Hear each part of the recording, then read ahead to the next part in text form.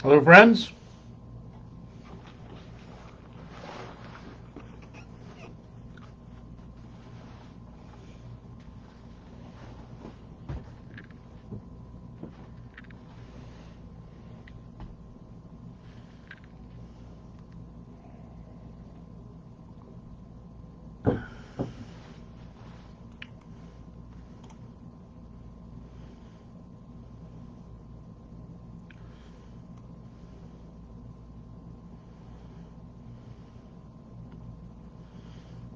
Hello, gang.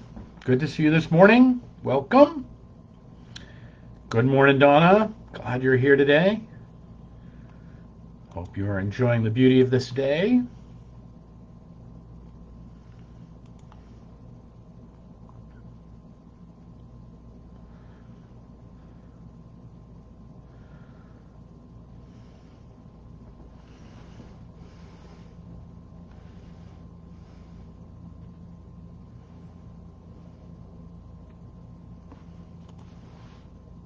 Good morning, John. Cecile, good morning to you.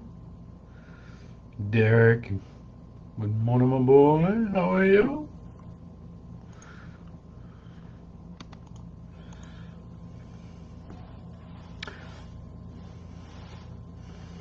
Greetings, everybody. How are you? Good morning, Audrey. How are you? Good to hear from you. Glad you're well. I hope you're well anyway. How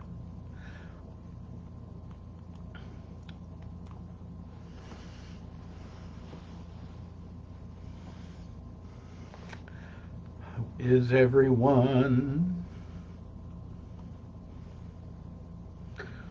Good morning, Linda. Great to hear from you. So glad you're here. Hope you're having a good day.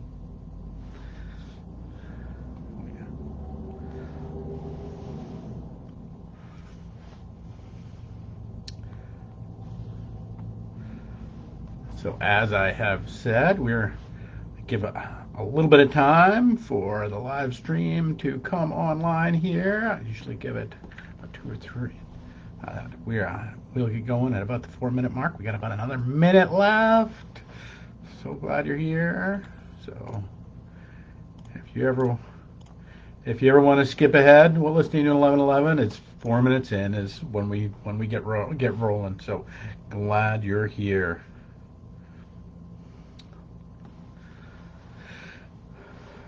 Hope you're doing well.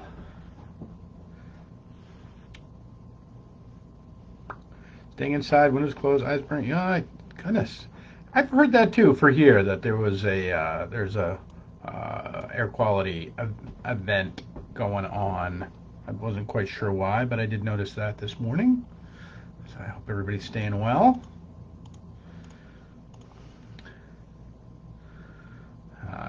Good morning, everybody. All right, let's get going on this Tuesday. So glad you're here. I will refrain from trying to sing a few bars of When Smoke Gets in Your Eyes. Nobody wants to hear that. So better to just get going. Good morning, everybody. It is the 27th day of July on this Tuesday, and welcome to another 11:11. I am glad that you're here with us. I'm glad that you're a part of this journey. I'm glad that you are making time for this moment. Good morning, Deb Votrin. Glad you made it in.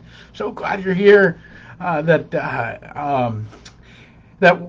and so we've had this last week. I know we missed Thursday for our 11:11 time as I was officiating the memorial of one of our dear saints, Joan Twaddle, who was been a member of the church since 1941. And Joan had spent a ton of time crafting her service, and so.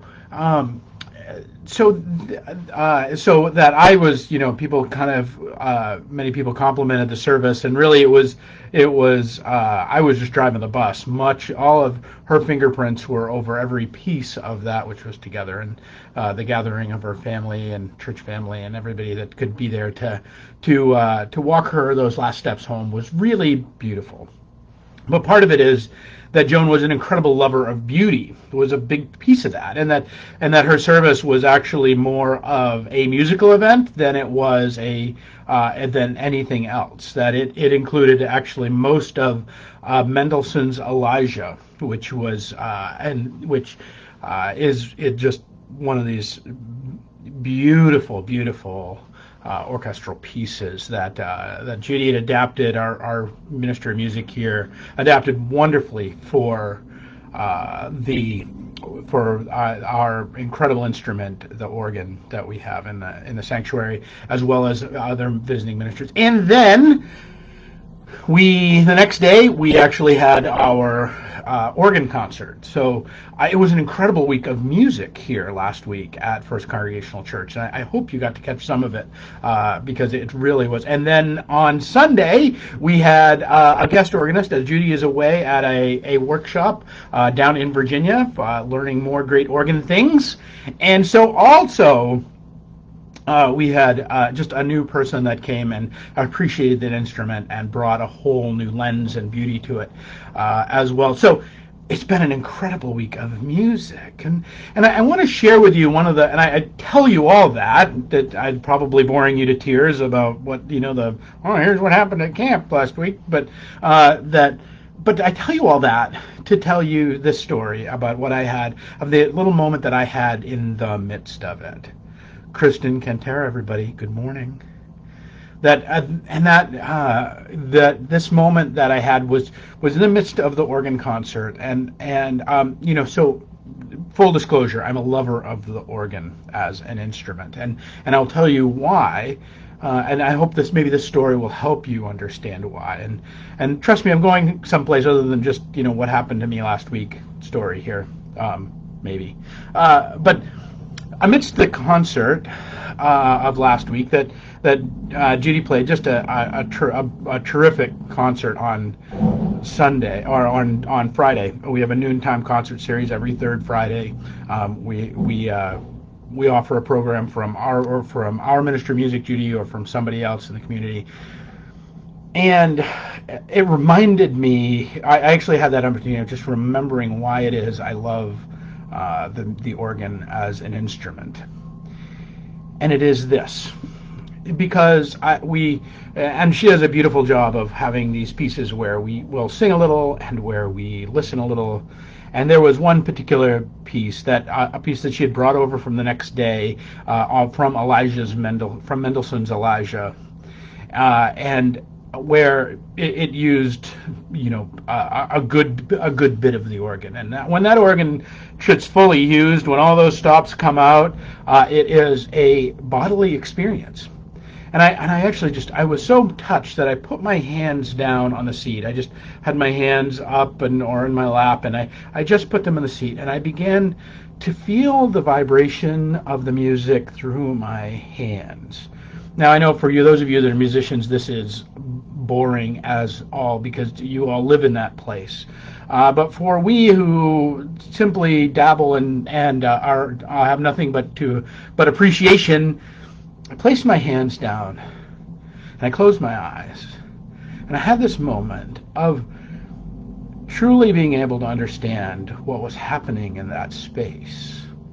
It wasn't just me, my bones in my head rattling, and those bones in my head rattling hitting nerve endings, which created electrical impulses, which went into different parts of my brain, which released different little chemicals and other things, and banged particular rods against particular synapses to create the effect of music in my head, which actually isn't really real, because that's not what happens. That you hear music, but what actually happens in here is more an electrical experience. But when you listen to an organ, or when you listen to other music that truly is bodily, you experience it in a different way because all of you begins to vibrate. Your liver vibrates, your heart vibrates, your eyeballs vibrate, your hands vibrate. And when I set my hands down on the cushions of the pew and I could feel the music course through me. We talk about feeling the music and we have this like boom, boom, boom. Oh, I feel it. Do you feel it? I feel it. You feel it? I feel it. Like we have this as if it's this kind of, this emotional experience. And there's nothing wrong with that. But this vibrational experience of feeling the music and of knowing that it's beyond this a little electrical synapses thing going on inside of our head.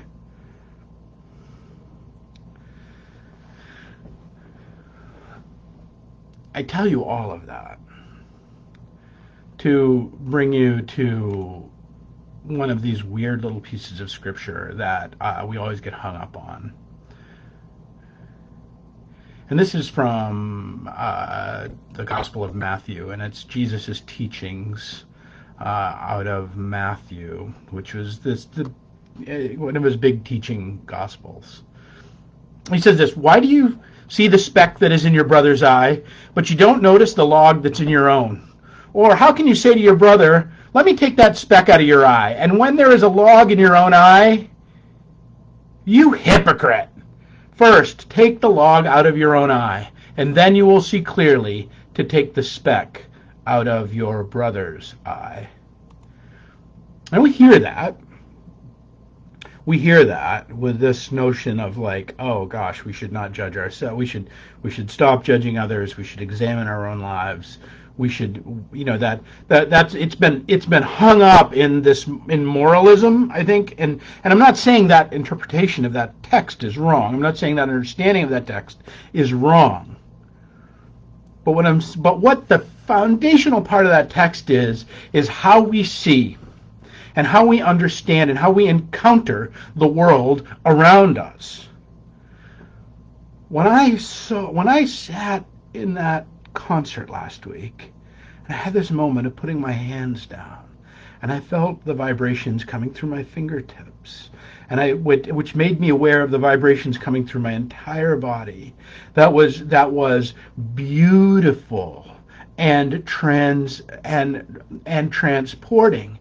And intellectually, I couldn't even necessarily make sense of what was happening. This is the thing, is I wasn't having a transcendent mountaintop moment. That's not what I'm suggesting. I wasn't having this moment where I could see all the difficulties in my own. I could see the log in my own eye. I could see the world, and I could see the world more clearly. And so, none of that. I was actually a little baffled by the entire experience. I was off-put by the whole thing.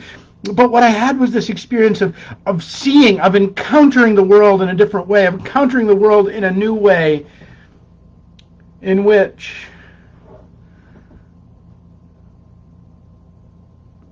made everything take on an order of magnitude and an order of beauty that I had never seen before. You see, my whole body was vibrating with the beauty of Mendelssohn's Elijah. My whole being was alive with it. My whole soul was being transported by it. See, this isn't, and that. So I want to, so what I want us to think about today is the things that we don't see.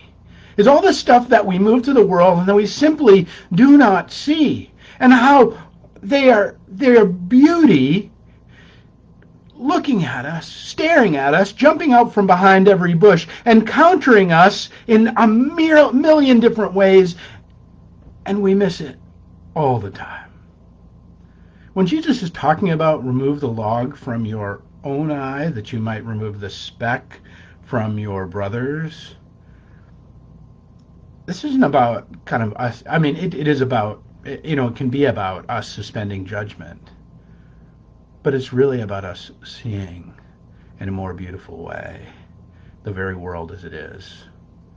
seeing the grace and the peace, rather than the great logjam of our own self-possession, of our own even individuality that we seem to think that we have, our own separateness from the whole of being.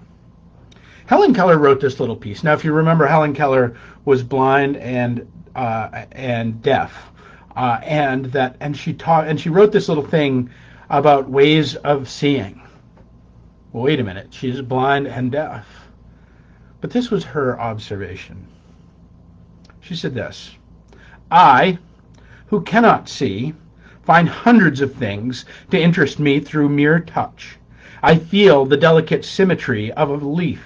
I pass my hand lovingly around the smooth skin of a silver birch, or the rough, shaggy bark of a pine. I feel the delightful, velvety texture of a flower, and discover its remarkable convolutions. And something of the miracles of nature is revealed to me. Occasionally, if I am very fortunate, I place my hand gently on a small tree and feel the happy quiver of a bird in full song. At times my heart cries out with longing to see these things. If I can get so much pleasure from mere touch, how much more beauty must be revealed by sight? And yet, those who have eyes apparently see little. The panorama of color and action which fills the world is taken for granted. It is a great pity that the world of light, the gift of sight, is used only as a mere convenience rather than as a means of adding fullness to life.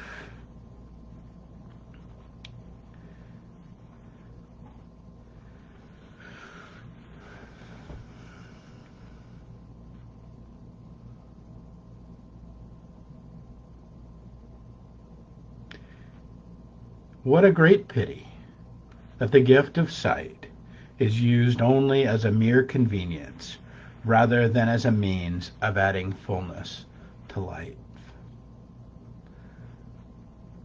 Friends, it's not just about light rays bouncing off of things and hitting our cornea and our retina and creating electrical impulses that go into our head.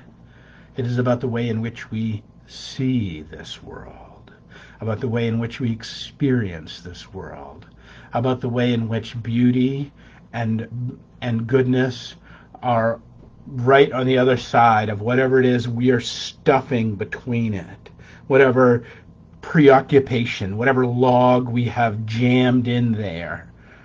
And that the jamming of the log is mostly our own doing. Goethe says, nothing is worth more than this day. So my invitation to you is that you think about this day, you think about this moment, and you think about all the things that you're not seeing right now, all of the beauties of life in which you are not seeing, all of the things that are on the other side of the log that is jammed in your being, all of the other things that are on the other side of the fingertips of your experience of this world, all the things that are on the other side of your worry, on the other side of your concern, on the other side of your outrage, on the other side of your despair, on the other side of your difficulty, on the other side of your seeing this world. And I'm not just talking about with eyeballs. I'm talking about with your truth, your whole self, in the preciousness of this day. The great Protestant theologian Sam Miller said this: in the muddled mess of the world, in the confusion and the boredom, we ought to be able to spot something, an event, a person, a memory, an act, a turning of the soul, a flash of bright wings, the surprise of sweet compassion. Somewhere we ought to pick out a glory to celebrate. And that's what I want to invite you to do today, friends. is pick out a glory to celebrate.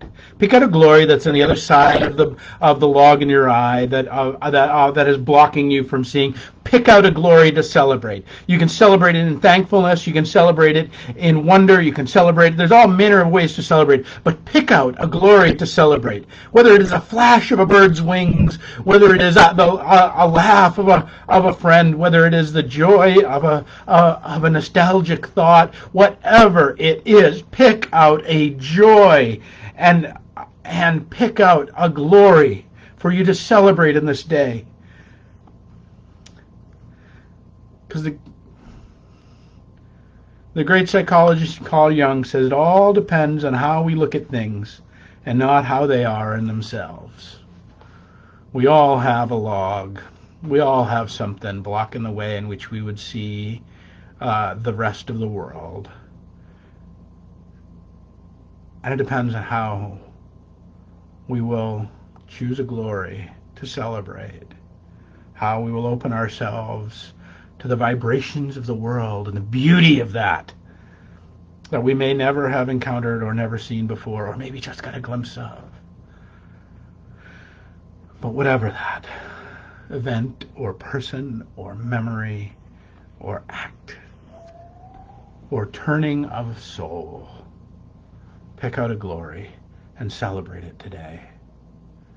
For there is nothing more precious than this day.